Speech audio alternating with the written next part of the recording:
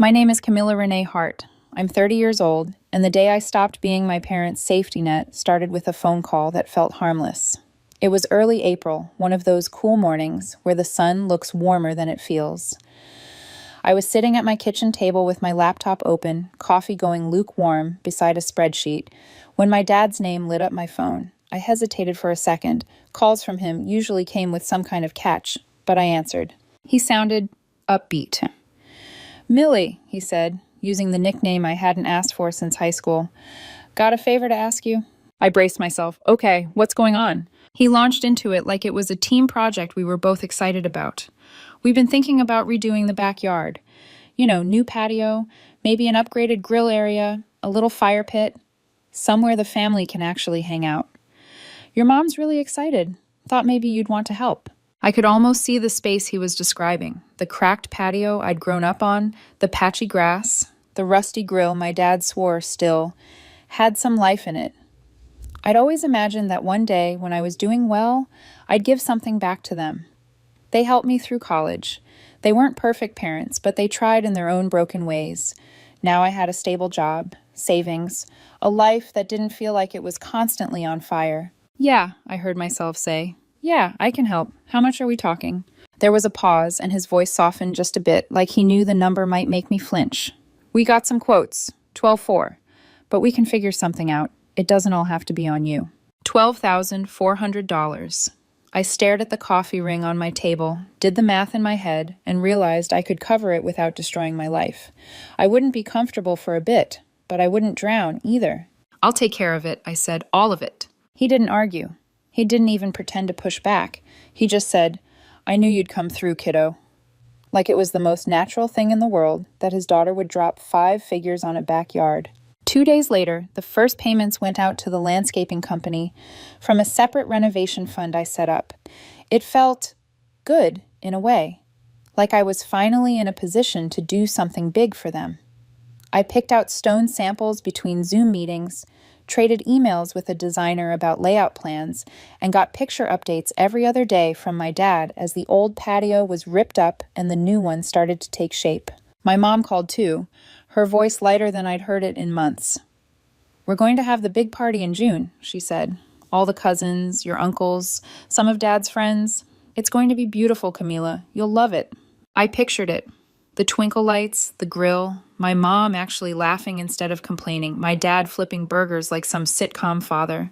For a second, I felt like we were building something together. Not just stone and concrete, but maybe, I don't know, a second chance. That night, I told my boyfriend Lucas about it while we were making dinner in my tiny kitchen, moving around each other like we'd been doing it forever. "So you just paid for all of it?" he asked, chopping vegetables with easy, practiced motions. "Yeah," I said, shrugging like it was no big deal. "They helped me through school. I'm doing well now. Feels right." He gave me that look, the one that was equal parts admiration and concern. "It's generous," he said. "Borderline Saint Lavelle generous. Just make sure they're not expecting you to build their entire life for them." I laughed it off, but his words lodged somewhere in the back of my mind. His ex-girlfriend used to tell him he was too soft with people, always giving more chances than he should. She still sent the occasional passive-aggressive message when she saw us post something together, little reminders that she didn't think I deserved what I had. Sometimes I wondered if Lucas saw the same softness in me that he'd had to grow out of. Weeks went by. The backyard transformed from a cracked, uneven patch of concrete into something out of a catalog. My dad texted me photos of the new stone, the half-built fire pit, the frames for the new seating area. My mom called to talk about menus and decorations for the June party. She kept saying "we," like we were all in this together. I let myself believe it. Then my phone rang one afternoon while I was stuck in traffic. It was my aunt. She started with small talk. How was work? How was Lucas? Had I tried that new restaurant downtown?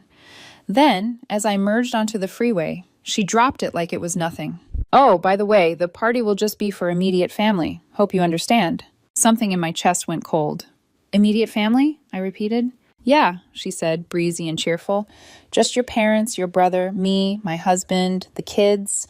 The core group. It'll just be easier that way. Fewer people, less drama." "The core group," I said slowly. "So, not me." There was a tiny pause. The kind people leave when they know they've said something sharp and hope you'll pretend you didn't feel it. Well, you know what I mean, she said. Anyway, I just wanted to make sure there were no hurt feelings. You're fine with that, right? I didn't trust my voice, so I used the one thing I knew wouldn't betray me. Sure, I said. Thanks for letting me know. We hung up 10 seconds later.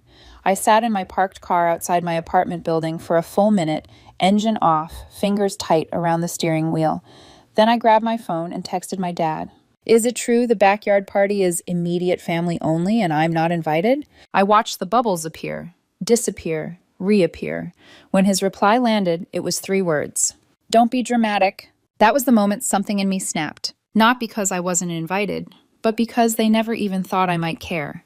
They thought I was stupid enough to pour $12,400 into a space I wouldn't even be welcome to stand in. I didn't reply to my dad. I didn't call my mom. I didn't scream into the phone. I just went upstairs, sat at my kitchen table, opened my laptop, and got to work. I called the landscaping company and told them to stop all work immediately. I canceled every pending payment. I froze the remaining funds in the renovation account and blocked any new transactions attached to their project. That was Tuesday. By Wednesday morning, I had 49 missed calls. By noon, someone was pounding on my front door like they were trying to break it down. I didn't move at first. Then I heard her voice, my mother, shouting my name like I'd burned the house down. She didn't knock. She yelled, nonstop, for over a minute. Then I opened the door. She looked half out of her mind, hair wild, makeup smudged, phone clutched in her hand like a weapon. She pushed past me without asking, walked straight into my living room like she owned it. "The hell is wrong with you?" she snapped. "You embarrassed your father." I laughed, not because it was funny, but because I genuinely couldn't believe she was serious. "I'm not paying for a backyard meant to host a party I'm not invited to," I said. "You don't get to cut me out and keep my money." She didn't like that. Her voice rose, ranting about family and loyalty, about how I was being selfish, about how this wasn't about the party. It was about respecting where you come from. When I asked why I wasn't considered immediate family, she dodged, twisted, accused, circled endlessly back to how hurt she felt. Eventually, she resorted to the one weapon she always used when logic didn't bend her way. She pointed a finger at my chest and said, low and vicious, "You're going to regret this. You don't turn your back on blood." Then she stormed out of my apartment and slammed the door. I stood in the quiet afterward, heart pounding, ears ringing. Lucas texted a few minutes later, asking how my day was going. I stared at the screen, at the echo of my mother's words vibrating in my skull. In that moment, I made a decision. I was done being convenient, done playing the role of the reliable daughter who always showed up, paid up, and shut up. I wasn't going to be their safety net anymore. I thought the worst was over. I had no idea how far they were willing to go. The silence after my mom's visit wasn't normal. 2 full days passed without a single call from her, not even one of my dad's passive-aggressive texts he usually sent when they thought I'd overreacted. No guilt, no lectures, nothing. If it had been anyone else, I might have believed they were cooling down. With my parents, silence was never peace. It was planning. By Friday, I'd almost convinced myself they'd let it go. I told Lucas what happened, and he listened with that steady focus that made me feel both seen and painfully exposed. "They'll try something else," he said finally, wiping his hands on a dish towel. "People like that don't just accept no, they regroup."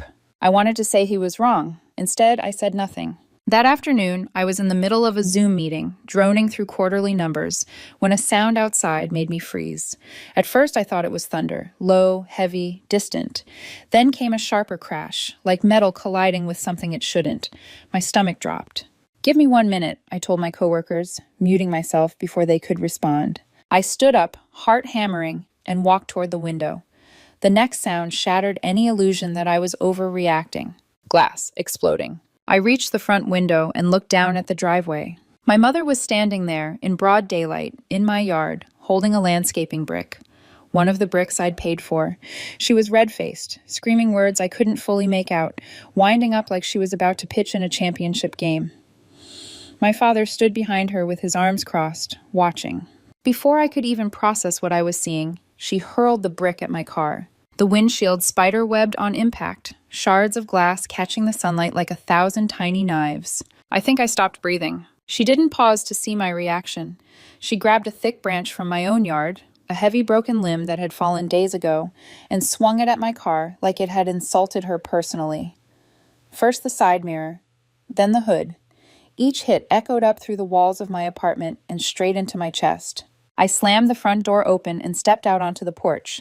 "What are you doing?" I shouted, my voice cracking. She didn't even look at me. She just kept screaming about betrayal, about how I'd disrespected her house, how I thought I was better than everyone now because I had money.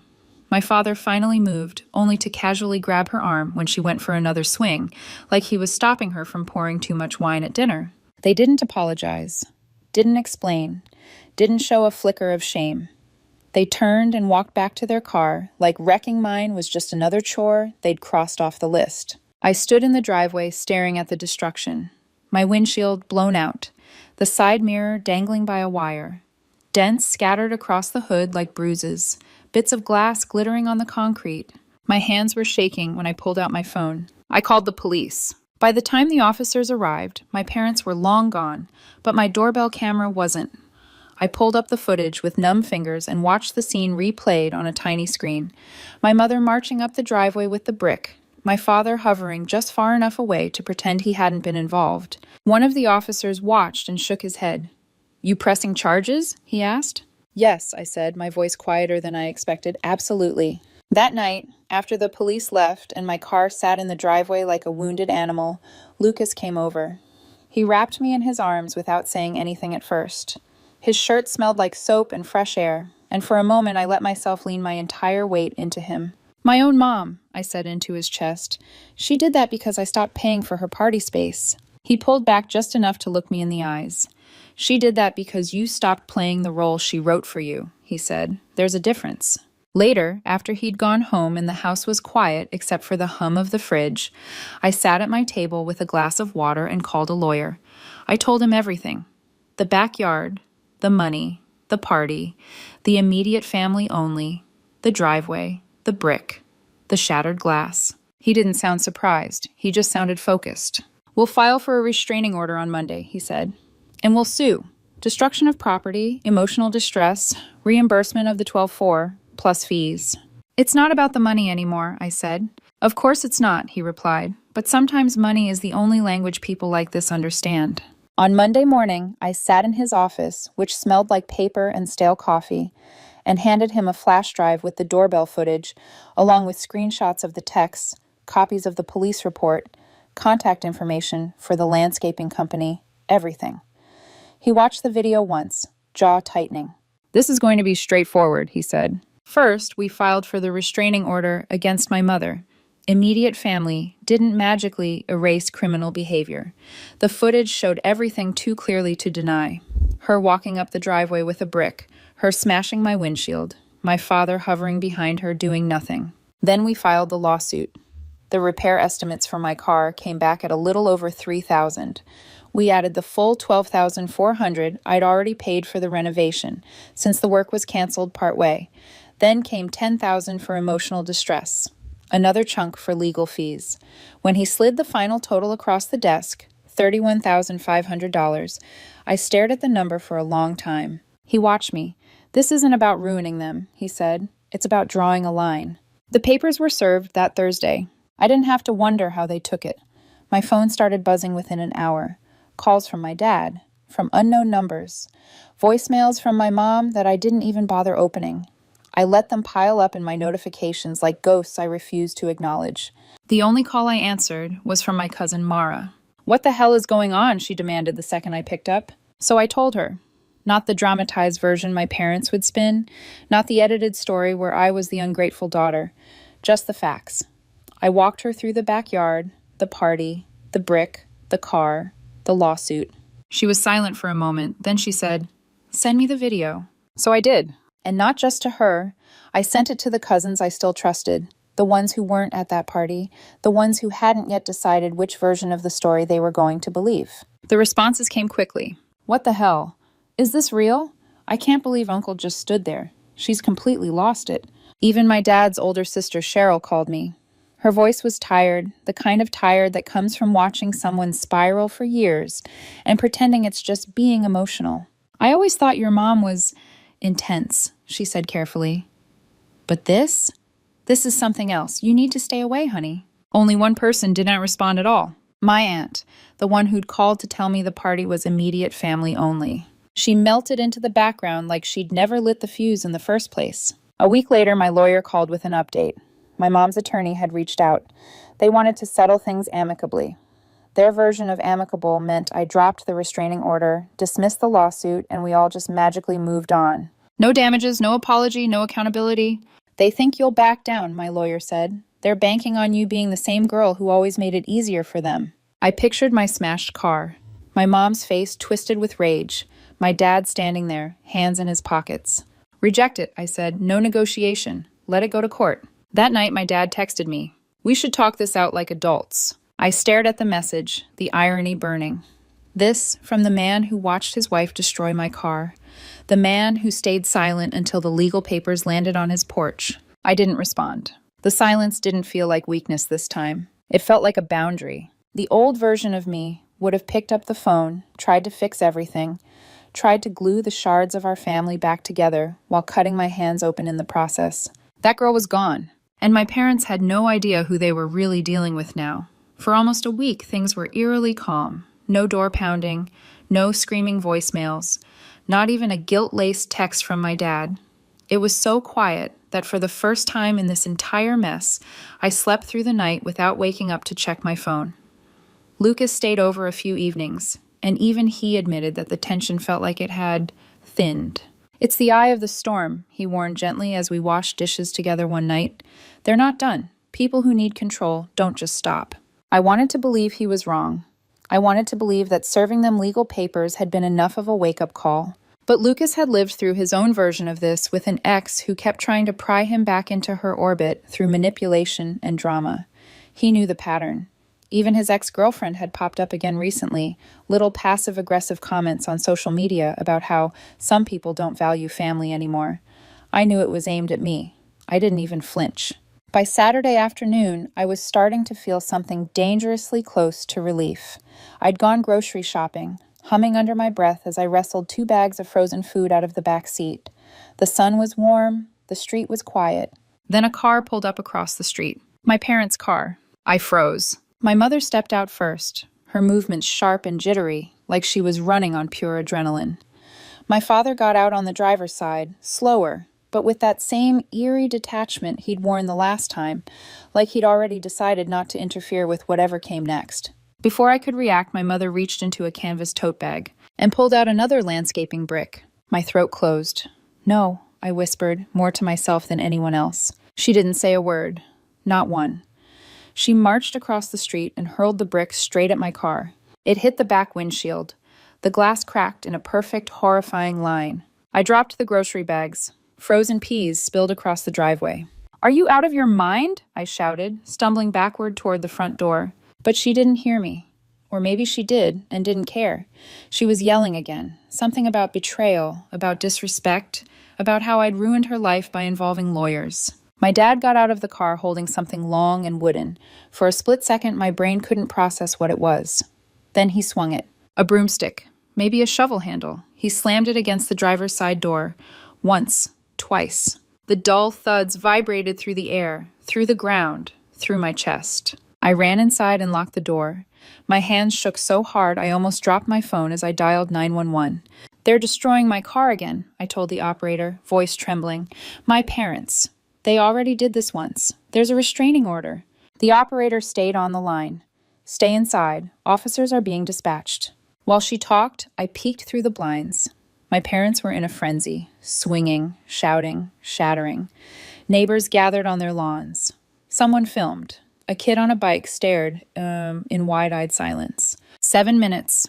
That's how long it took for the police to arrive. 7 minutes of my parents vandalizing my car like it owed them money. When the officers pulled up, my mother was mid-throw with a second brick from her tote bag. My dad had dented both side doors beyond repair. The officers shouted, pulled them apart, and handcuffed them right in my driveway. My mother screamed about betrayal. My father yelled something about talking privately. Neither looked at me. Neither apologized. It was like watching strangers get arrested. Dangerous strangers who somehow still expected my sympathy. While giving my statement, I realized something that shook me harder than the smashed glass. If I had walked outside to stop them, they wouldn't have stopped. They might have turned the violence toward me without even thinking. That night, the silence inside my apartment felt suffocating. Lucas rushed over the second he heard. The moment I opened the door, he gathered me into his arms. His voice was gentle but firm. "You're not safe around them anymore, Camilla." "I know," I whispered. He held me tighter. "They crossed the line days ago, but today, this was something else. This wasn't anger. This was obsession." My lawyer called the next morning. He didn't sound surprised, just angry on my behalf. "This gives us grounds for criminal charges in addition to the civil suit," he said. "Document everything. Keep every bill, every repair estimate, forward all messages. We'll expedite the restraining order." I spent that afternoon taking photos of the damage. The back window shattered into a glittering mosaic. The doors dented, deep scratches carved into the paint. It didn't look like a car anymore. It looked like a warning. A message written in violence. The judge approved the expedited restraining order within 24 hours. My mother was barred from coming within 500 feet of my home, my car, my workplace. My dad wasn't included, but he hadn't come near me since the incident. Maybe because he was ashamed. Maybe because he was afraid. Or maybe because he was just tired of being her shadow. For a week, I didn't hear from them. Not directly. But the voicemails started again. From my mom, screaming through tears, calling me a traitor, insisting I'd ruined her life by pressing charges. I didn't listen to more than 2 seconds of any of them. I forwarded all of them to my lawyer. Then the messages from the extended family began. Not all angry, some cautious, some confused, some pleading. "Your mom didn't mean it. You're overreacting. Don't ruin the family. Why can't you just let it go?" One message, just one, made my blood boil. "You know she only did this because she loves you, right?" Love? That wasn't love. That was ownership. That was destruction. That was rage fueled by entitlement. I blocked half the numbers. I muted the rest. My world pulled inward, small and tight and quiet. Lucas stayed close, but he didn't smother. He let me breathe. He let me break down when I needed to. Let me sit in silence when my thoughts were too loud. Even when his ex posted something snide about people who throw away their families, he ignored it entirely. He didn't let her pull him back into her chaos, and seeing that somehow gave me strength to avoid being pulled back into mine. Just when it felt like things couldn't possibly escalate again, when the legal process was underway, when the restraining order had been served, when the neighbors had finally stopped talking about the driveway incident, something shifted. A cousin called. His voice was uncomfortable. He said there had been a family meeting at my aunt's house. The aunt who told me the party was immediate family only. The aunt who lit the fuse that started this entire explosion. The aunt who hadn't said one word to me since everything began. Apparently, she'd decided to clear the air. What she actually did was declare war. And I wasn't even in the room to defend myself. My cousin Zach called me late. Later than he ever would, unless something was genuinely wrong. His voice was tight, uneasy. "I didn't want to be the one to tell you," he said, "but you need to know what happened tonight." He told me that nearly the whole extended family had gathered at my aunt's house. The same aunt who'd told me the June party was immediate family only. The same aunt who'd vanished into silence the moment things went bad. She'd invited everyone except me. "They said it was a family discussion," Zach explained. "But it wasn't. It was... God, Camila, it was something else." He took a breath, then continued. "She stood up in the living room holding this manila folder like she was unveiling evidence in a courtroom. She said she had something everyone needed to see. Proof that you'd been planning all of this. The lawsuit, the backyard cancellation, everything." I felt the blood drain from my face. My aunt had always been manipulative, but this was a different league entirely. "She passed around printouts, Kanad," Zach continued. "Screenshots, text messages, supposedly from you." "What did they say?" I choked out. He hesitated. "They were edited, Camilla, obviously fake. They look so damn sloppy I can't believe anyone believed them. Stuff like you bragging about getting back at your parents and how you were going to make them pay. One even said you hated your parents and were only pretending to be the good daughter." My throat tightened. He lowered his voice. "I knew they weren't real. Anyone who's ever actually texted with you would know. But not everyone in the room had real context or real loyalty. Some cousins bought the story instantly. Others hesitated. A few were horrified but stayed silent, unwilling to confront the aunt who'd just thrown gasoline on an already burning family. Then Zach said something that made my stomach twist. She said you've been ungrateful your whole life, that your mom sacrificed everything for you, that this lawsuit was revenge because you're jealous of the family closeness you never had. I didn't know whether to cry or laugh. This wasn't manipulation anymore. This was character assassination. Why would she do this? I whispered. Zach sighed. You really don't know? No. She's scared, Camilla. Scared of what happens when people realize how much you've done for them. He paused. She told no one that you've been paying for her daughter's textbooks and school fees for months. If that comes out, her whole family pillar image collapses. So she went on the offensive. That hit like a punch to the chest. I had paid thousands, quietly, privately, to help her daughter stay in school when her husband lost his job. Never told anyone. Never wanted credit. And now she was fabricating evidence to destroy me. How did you even find out about the fake messages? I asked, my voice thin. One of the cousins took a picture and sent it to me, he said. I'm sending it to you now. When the image arrived, I stared at it in disbelief. The timestamps were wrong. The formatting was off. Some lines were written in phrasing I'd never use in a million years. It didn't even look like my texting style. But lies don't need to be perfect. They just need people who want to believe them. I felt something inside me settle, not soft, not fragile, but sharp, cold, precise.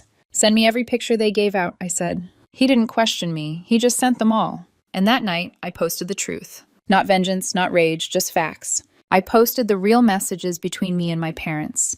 I posted the call logs, the police report, the repair estimates, the screenshot showing the backyard renovation payments, every dollar with my name on it.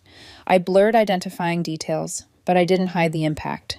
Then I posted the tuition statements, the ones showing payments for my aunt's daughter. Clear, documented, undeniable. I didn't accuse anyone. I didn't name my aunt. I didn't rant. I just captioned it. Here's the context. Within hours, my inbox exploded. Camilla, oh my God, I'm so sorry. We didn't know. Why would she lie like that? I had no idea you helped Sarah with school. I can't believe this. One cousin wrote, Maya left the family group chat the second your post went up. Good. But the real blow didn't come online. 3 days later, a small envelope appeared in my mailbox. No return address, no name, just my first name handwritten on the front. Inside was a single sheet of paper, folded twice. The handwriting was unmistakable. You think you've won, it said, but you've just declared war on the wrong person. No signature, just a photo tucked inside. A photo of me, standing in my front yard, holding a takeout bag, taken from across the street. My skin crawled. My aunt hadn't just lied. She hadn't just manipulated. She had someone watching me. I took the letter and photo straight to my lawyer. He didn't try to hide how disturbed he was. This isn't family conflict anymore, he said. This is stalking. We need to involve the police again and file a restraining order against your aunt. I nodded, but my eyes kept drifting back to the photo. The angle, the distance, the targeting. Someone had been close enough to watch me walk to my door, close enough to follow my movements, close enough to know where I lived and when I was alone. I thought I had experienced the worst my family could do. I was wrong. Something darker had been simmering beneath the surface, something that didn't care about guilt or love or blood, something that only cared about winning. And suddenly, even my home didn't feel like mine anymore. For 2 days after receiving that envelope, I barely slept. Every creak in the apartment made me flinch. Every passing shadow outside my blinds felt like someone watching. Even Lucas noticed the difference in my breathing when he stayed over, my body tense even in sleep, waking at the smallest noise. Camilla, he whispered one night, brushing a strand of hair from my forehead. You're safe here. He meant it, but the truth was I didn't feel safe anywhere. My lawyer filed the restraining order against my aunt immediately. The police took the letter and the photo, and their expressions hardened when they saw the angle of the shot. This wasn't taken carelessly, one officer said. Whoever did this was hiding, watching. I moved out of my apartment 3 days later. I packed everything I could fit into boxes and bags, while Lucas and a friend helped me haul furniture out to a rented truck. I didn't tell my parents. I didn't tell my aunt. I didn't tell any extended family besides one cousin I trusted. The fewer people who knew where I lived, the better. My new place was across town, a small apartment in a building with a gate, a code, a front desk, and cameras on every corner. I installed additional locks, motion detectors, and an indoor camera facing the door. My stomach only stopped twisting when I secured the last lock that night. But even then, the fear didn't leave. It just softened around the edges. For a week, peace hovered close enough to touch, but not close enough to hold. I jumped at every unknown number that called. I scanned every hallway twice before stepping into it. Lucas tried to get me to talk to someone professionally. I wasn't ready yet. Trauma had its own timeline. Then the flash drive appeared. One morning, as I left for work, a small Ziploc bag was sticking out from under my doormat at the new apartment. My heart stopped. I crouched carefully, hands shaking, and lifted the mat. A flash drive. My breath caught in my throat. Someone had been here, already. My mind raced. I didn't know if I should cry, scream, or run. I brought it inside, sat down on the couch, and stared at it. Finally, I messaged my lawyer. "Open it," he texted back, "but not on your main computer. Use a spare or an old laptop, and film yourself doing it." I dug up an old laptop, plugged it in, and slid the flash drive into the port. 3 video files appeared on the screen. Each was labeled only with a date, 3 separate days from the last 2 weeks. I clicked the first one. My living room window appeared, barely visible behind shrubbery. The footage was grainy but unmistakable, a figure, me, moving inside the apartment, a shadow crossing behind the glass. Someone had filmed it from outside, hidden in the bushes, close enough to see movement, close enough to know when I was home. My stomach lurched. I opened the second. This one showed me in my driveway at night, taking out garbage bags. The camera had been tucked behind a parked car. My silhouette was sharp against the street lamp light, oblivious. The third was worse. My bedroom window, filmed from the backyard area of the complex, where no one should have access. A dim outline of my room. A brief flash of movement when I walked past. Nothing indecent, but too close, too invasive, too deliberate. I slammed the laptop shut. My hands were trembling so hard I had to sit on them. Lucas arrived minutes later after I called him. He wrapped his arms around me as I trembled through ragged breaths. "They don't get to win," he whispered into my hair. "We're going to stop this, all of it." But the truth was, this wasn't my parents anymore. This wasn't even my aunt. It was something else, someone hired. 2 months passed in a blur of police reports, legal meetings, and quiet panic. I moved again, this time into a gated complex with 24-hour security and cameras everywhere. I didn't tell my extended family anything. I kept only Lucas, my lawyer, and one trusted friend in my circle. I installed cameras inside and outside my unit. I reported every odd sound and shadow to building security. I lived more cautiously than I ever imagined I could. Then the break happened. 2 months after the flash drive, the police matched the videos to a laptop found in a separate harassment investigation. The laptop belonged to a freelance private investigator, someone who took cash jobs through burner phones. Discreet, off the books. He had notes, he had photos, he had payment logs, and one note included the first 3 letters of a name. My breath caught. My lawyer's eyes flicked up at me. My aunt's name started with that letter. She had hired someone to follow me, watch me, film me, gather evidence. About what? I didn't know. He'd been outside my apartment waiting, recording. She denied everything, of course. But the paper trail wasn't on my side, it was on hers. The police couldn't charge her criminally. The investigator covered his tracks well enough that the evidence didn't meet the criminal threshold, but the civil court saw enough. The restraining order against her became permanent. She wasn't allowed within 500 feet of me, my property, or my workplace. She tried to contest it. She lost. My mother's lawsuit ended shortly after. She was ordered to pay me more than $25,000 in damages. She appealed. She lost that too. The day the judgment was finalized, I didn't celebrate. I didn't cry. I didn't even smile. I just sat on my couch, my safe couch, in my safe apartment, and breathed for the first time in what felt like years. My dad sent me one last message, 4 words. "I wish things were different." All I wrote back was, "So do I. Goodbye." Then I blocked him too. My mother hasn't contacted me since. Not directly, not indirectly. Maybe the judgment crushed her. Maybe the restraining order scared her. Maybe she finally realized the daughter she'd relied on was gone. My aunt sent one final letter through her attorney, a vague, soulless statement about misunderstandings and family tension. Not an apology, not accountability, just an attempt to save face. I didn't respond. I started therapy. I started sleeping through the night. I started breathing without checking my windows. I started living again. And the strangest part? I don't miss them. Not anymore. One weekend, I drove past my parents' house for the first time, just to see it with my own eyes. The backyard was half finished, the patio incomplete. weeds growing through the cracks, piles of unused stone leaning against the fence. A monument to what they tried to build on me. Something shiny, convenient, expensive, maintained by someone else. Now it's just rotting pieces of a dream they thought they could fund with my life. These days my home feels quiet, warm, safe. I check the camera feeds before I sleep. Not because I'm living in fear, but because I'm living in truth. They don't get to break me. Not anymore. Not ever again.